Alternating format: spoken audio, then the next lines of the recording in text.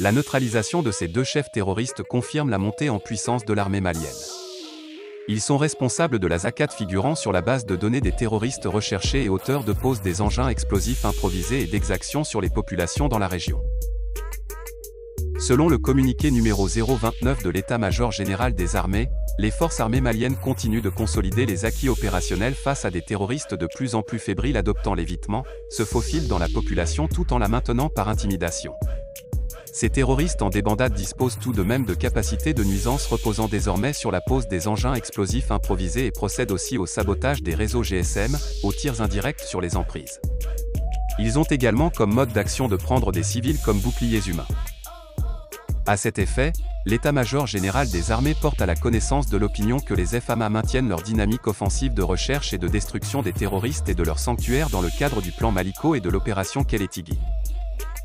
Depuis notre dernier communiqué en date du 29 mars 2022, en plus des activités de routine de sécurisation de foires, d'escorte, de relève, de patrouille de sécurisation des personnes et des biens, les FAMA procèdent à l'intensification de la recherche du renseignement et au contrôle de zones particulièrement au centre et au sud du pays avec des actions majeures, dira le communiqué.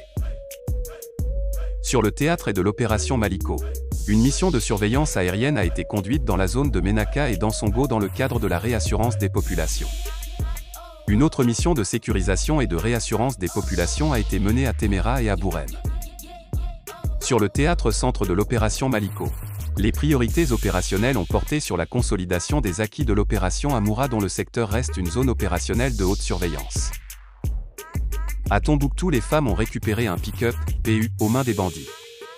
Elles ont vigoureusement repoussé une attaque terroriste contre une position à Soumpi et neutralisé 303 engins explosifs improvisés, EI, sur l'axe Soumpi-Niafinké. En zone sud, dans la région de Nara, la précision du renseignement a permis la neutralisation de Dadier BAH, artificier et chef de JNIM d'accord et de Dey BAH, responsable de la zakat figurant sur la base de données des terroristes recherchés et auteurs de pose d'EI et d'exactions sur les populations dans la région. Dans les régions de Bougouni, Koutiala, Sikasso, la consolidation des acquis opérationnels a continué. Dans le communiqué, l'état-major général des armées rassure que les actions de recherche de renseignement, de surveillance, de poursuite et de neutralisation des terroristes. Dans un communiqué publié, ce mardi 5 avril 2022, l'état-major général des armées, EMGA, rejette les accusations d'exaction à Moura, Djenné, et révèle les détails de l'opération qui a conduit à la neutralisation de 203 terroristes. Au Mali, plus de 10 jours après le lancement d'une opération de grande envergure dans le village de Moura, cercle de Djenné, région de Mopti dans le centre du Mali, l'état-major général des armées donne enfin des détails et un bilan, plus de 200 djihadistes tués dans cette zone qui était totalement assiégée par les forces armées maliennes, FAMA, et leurs alliés russes.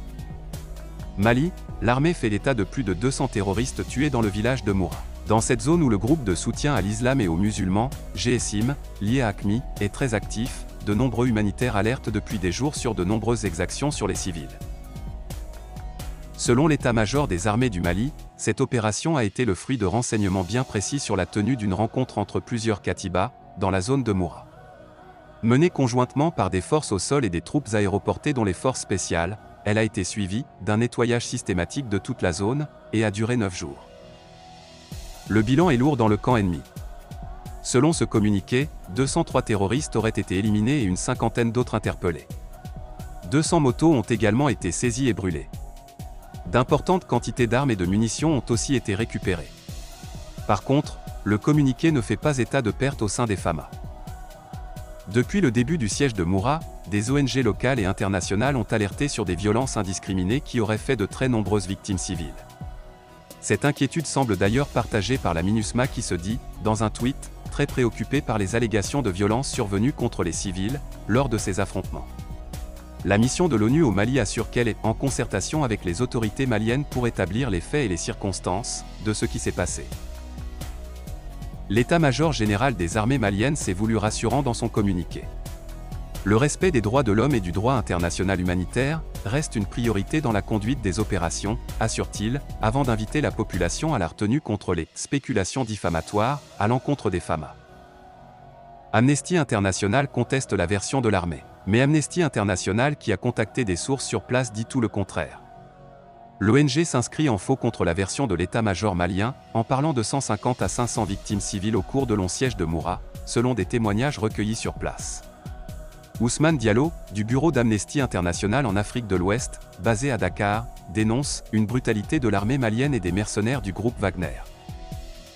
L'armée malienne parle de 203 morts dans un rassemblement et parle de combat alors que toutes les sources avec lesquelles nous avons pu discuter nous disent qu'il n'y a pas eu de combat, explique-t-il.